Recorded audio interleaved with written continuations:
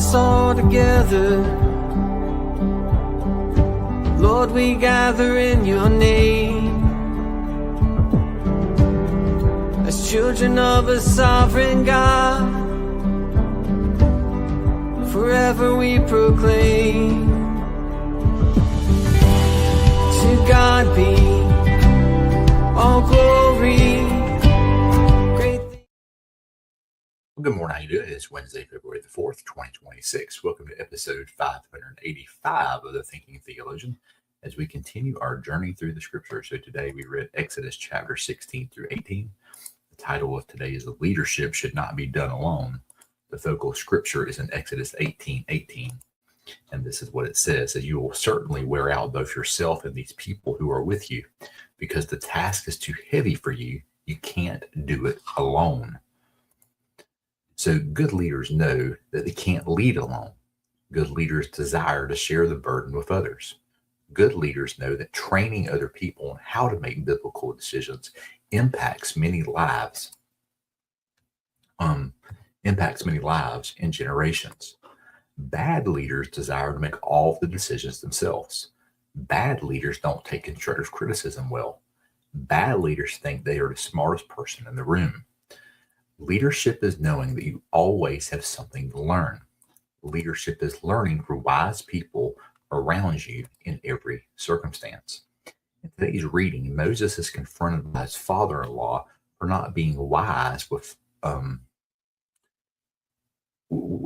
his people, with his life and his resources. He's also confronted with not being aware of his own need of personal and physical health. Jethro saw that what Moses couldn't.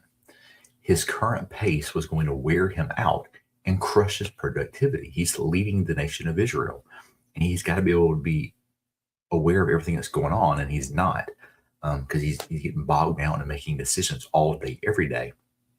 They can't, all the little things, he couldn't get things done he needed to get do as the leader, because the leader isn't about making every decision. It's about setting the tone of where you're trying to go. And so Jethro suggested that Moses appoint leaders over different size groups. Each of these leaders would be responsible for handling any situations that arose. Moses would then only hear the more extreme cases and make a decision. So this process would train new leaders and allow Moses to have an actual life besides making all of the decisions. And so I'm not sure about you, but I've been around leaders who not only wanted all the authority, but demanded they have it at all times. One leader I dealt with would not allow anybody to make a decision without his approval. He even stated one time that he didn't want others to be involved with the decision making because he was the ultimate authority. His exact phrase was, "The buck stops with me. This is why they pay me the big bucks." And that was his mentality. And he even said, that he thought that the people that he was around and the people in that environment were too dumb to make decisions, that he had to be the one there, that he was the one who was going to lead them out of the wilderness. And that was actually a phrase he used, not knowing kind of his leadership style and what was going on. And so he even, he just always continued to cause issues and problems. This leader resisted anybody who had influence and would challenge the status quo. And so if you had influence and you went against him, he would berate them behind closed doors.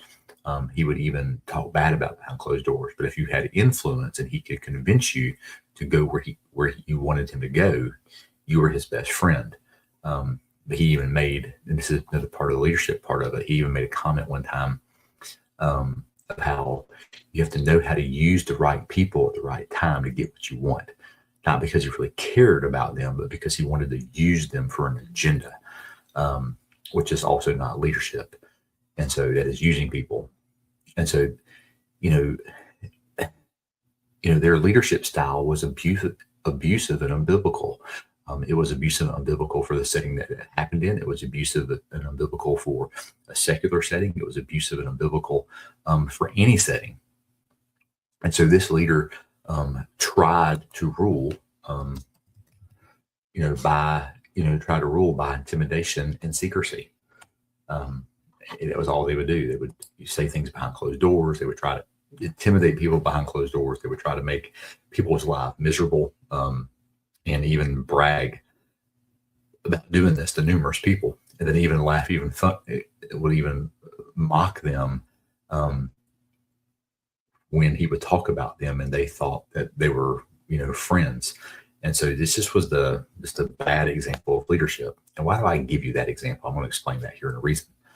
And so this leader tried to rule by intimidation, secrecy. They did not believe that anybody else was capable of leading. They believed they were the only one. They wanted all authority be given to them, and to lead, and everything needed to be ran through them. And so they didn't understand what biblical leadership is, especially in this model. So why do I tell this story? Because it is the opposite of the biblical model we see demonstrated in this context. Jethro encouraged Moses to give power away, not to keep it all, but to give it away. Moses would be at his best when he didn't lead by himself, when he had other people around him that he could trust to make decisions and not be intimidated by others if they were good leaders.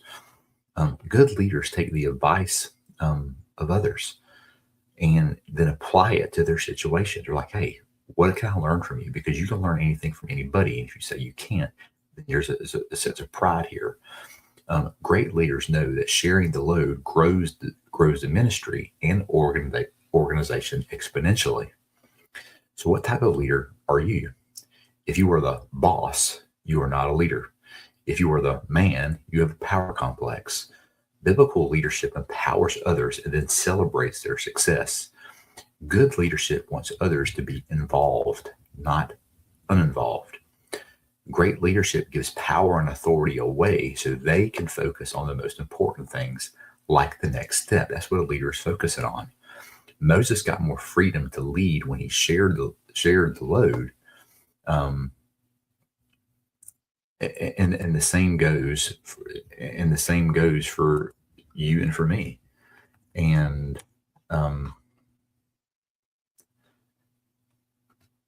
so we've got to understand that.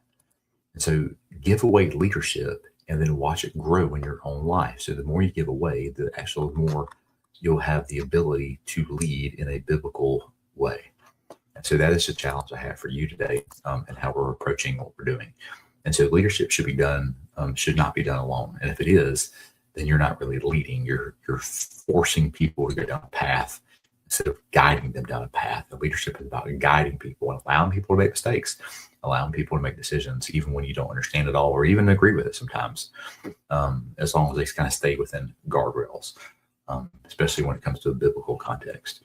So thank you for being with us today. Tomorrow we'll be in Exodus chapter 19 through 21. Have a good day, and I will see you.